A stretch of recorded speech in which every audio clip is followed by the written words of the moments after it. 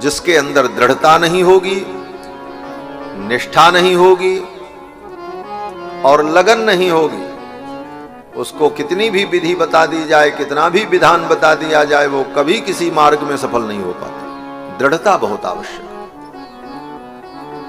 5 महीने में ध्रुव जी को ऐसी समाधि प्राप्त हो गई और उसका परिणाम बोले जितने देवता थे सबकी सांस बंद हो गई महाराज, सब देवता का बढ़ा गए। ये 5 वर्ष के बालक की ऐसी तपस्या, ये तो संपूर्ण ब्रह्मांड की शांति का अपनी ओर आकर्षण कर रहा। जब कोई व्यक्ति तप और साधना में परम सिद्धि को प्राप्त करता है तो पूरे ब्रह्मांड की शांति अपने आप उसके पास खींची चली आती है। और शांति भी तो एक मात्रा में है ना।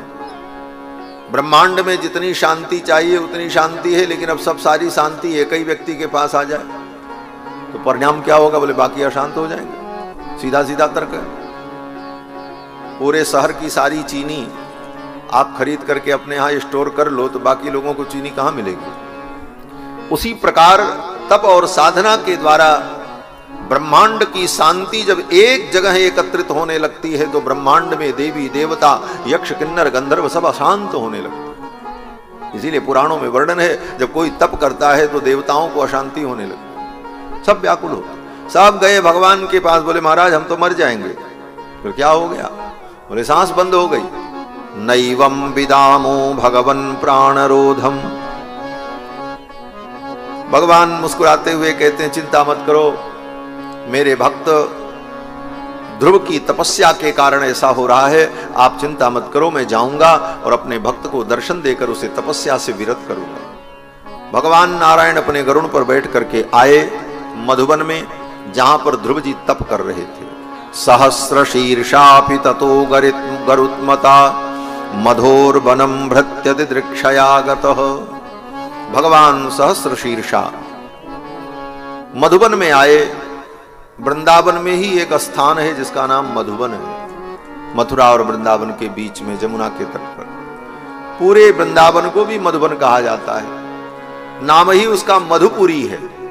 मथुरा का एक नाम है मधुपुरी और दूसरा नाम मथुरापुरी, और मधुपुरी होने के कारण ही उसका नाम मधुबन भी है। तो मधुबन में भगवान की उपासना ध्रुव जी कर रहे थे। भगवान आए, भगवान ने देखा ध्रुव जी तो ध्यान में हैं, तो भगवान ने विचार किया इसके हृदय में जो मेरी झांकी है वो अंतर्हित हो जाए तो इसकी समाधि छूट जाए।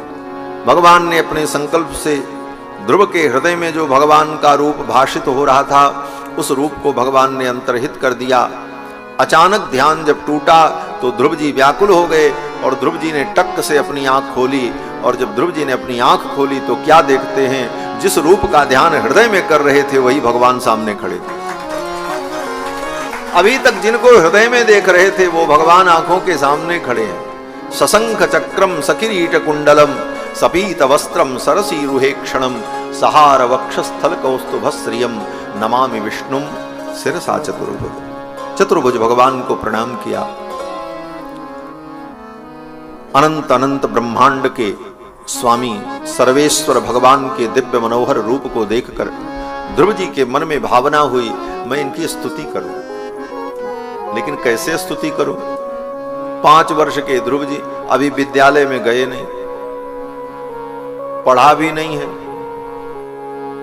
काव्य और कविता बनाने की क्षमता भी नहीं, लेकिन भगवान की स्तुति करने की इच्छा हुई तो भगवान ने जान लिया और भगवान ने ध्रुव जी को सामर्थ्य प्रदान किया। भगवान की स्तुति और भगवान का गुणानुवाद करने का सामर्थ्य भी भगवान की ही कृपा से प्राप्त होता है, सब नहीं कर सकते। भगवान ही कृपा करें तो भगवान के गुणानुवाद और भगवान की स्तुति करने का सामर्थ्य हमारे अंदर हो। ये भगवत कृपा का फल। ध्रुव जी के मन में हुआ मैं भगवान की स्तुति करूं, शक्ति नहीं है, सामर्थ्य नहीं है, लेकिन इच्छा हुई तो भगवान ने कहा ठीक है मैं तुम्हें शक्ति देता हूं, सामर्थ्य देता हूं। और भगवान ने क्या किया? बोले अपने ज्ञानमय शंख को ध्रुव के गाल पर सटा दिया। शंख चक्र गदा पद्म धारण किए थे भगवान। अपने शंख को ध्रुव के गाल पर जब सटाया तो उसी समय ध्रुव जी के अंदर चारों वेद, 6 शास्त्र, समस्त विद्याएं प्रकट हो गई। पढ़ना नहीं पड़ा। सुखदेव जी कहते हैं कि कृतांजलिं ब्रह्ममयेन कंबुना पस्पर्श बालम कृपया कपोले। अपने ज्ञानमय शंख को ध्रुव के कपोल पर ज्यों ही भगवान ने स्पर्श कराया, सवई तदैव प्रतिपादितां गिरं दैवीं परिज्ञात परात्म निर्णयः। उसी समय समस्त वेदादि शास्त्रों का ज्ञान ध्रुव के हृदय में प्रकट हो गया। और फिर ध्रुव जी ने भगवान की बड़ी सुंदर स्तुति की। ध्रुव जी ने स्तुति करते हुए कहा, योऽन्त प्रविश्य मम वाचमिमां प्रसुप्तां संजीवयत्यखिल शक्तिधर स्वधाम्ना अन्यास्त हस्तचरण श्रवणत्वगादीन् प्राणान् नमो भगवते पुरुषाय तुभ्यम्। हे भगवान, आपने मेरे अंतःकरण में प्रविष्ट होकर मेरी प्रसुप्त वाणी को जागृत कर दिया। मेरे अंग प्रत्यंग को आपने स्वस्थ और सौष्ठव से युक्त बना दिया। इसलिए हे प्रभु, आपके चरणों में मैं कोटि कोटि प्रणाम निवेदन करता हूँ। ये कहते हुए ध्रुव जी महाराज ने भगवान के चरणों में प्रणाम किया, बड़ी सुंदर स्तुति की। और उसी समय भगवान ने प्रसन्न होकर के कहा, बेटा, पिता का उत्तराधिकार तुम्हें प्राप्त होगा। 36,000 वर्ष तुम राज्य करोगे और फिर राज्य करने के बाद तुम्हें उत्तम लोक की प्राप्ति होगी। तुम्हारे लिए मैं उत्तम लोक ध्रुव लोक बना दूं। ये सब भगवान ने ध्रुव जी को बिना मांगे दिया। ध्रुव जी 24 वर्ष के राजकुमार हो गए और तपस्या करके जब घर लौटे, गए थे 5 वर्ष के, लौट के आए तो 24 वर्ष के युवा होकर के आए और तपस्या में सिद्धि प्राप्त करके, वरदान प्राप्त करके आए। अब तो पूरे राज्य में महामहोत्सव मनाया गया और जिन पिताजी ने महाराज उत्तानपाद ने निरादर किया था, वही पिताजी दौड़ करके आए और स्वागत किया, हृदय से लगा। मां सुरुचि जिसने अनादर किया था, वो मां सुरुचि भी आई और ध्रुव को हृदय से लगा लिया। ध्रुव जी ने उन पुरानी बातों को भुला दिया और सबके प्रति ध्रुव जी का समभाव रहा, क्योंकि जिसके हृदय में भगवान की भक्ति आ जाए वो किसी के प्रति दुर्भाव रखता ही नहीं।